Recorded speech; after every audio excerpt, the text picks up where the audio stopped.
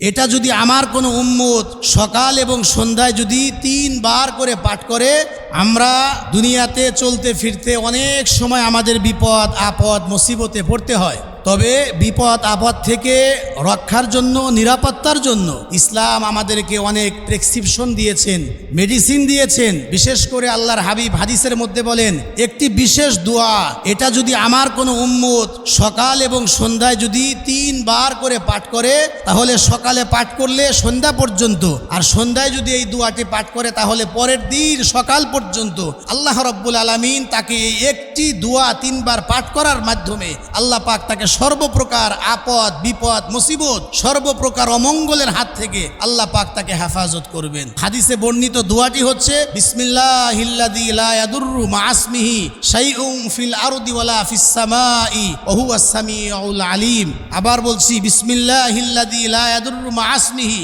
শাইউন feel আরদি ওয়ালা ফিস সামাই ওয়া হুয়াস সামিউল আলিম। বিসমিল্লাহিল্লাযী লা ইয়াদুররু মা'আসমিহি শাইউন ফিল আরদি ওয়ালা ফিস সামাই ওয়া হুয়াস সামিউল আলিম।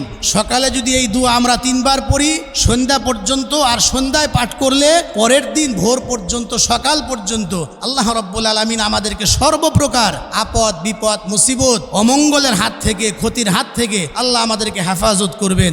আল্লাহ তাআলা যেন আমাদেরকে এই সহজ একটি দোয়া মুখস্থ করে সকাল সন্ধ্যা 3 বার করে পাঠ করে পরিপূর্ণ ফজিলত ফাজাইল অর্জন করার তৌফিক সকল মুসলমানকে দান করেন।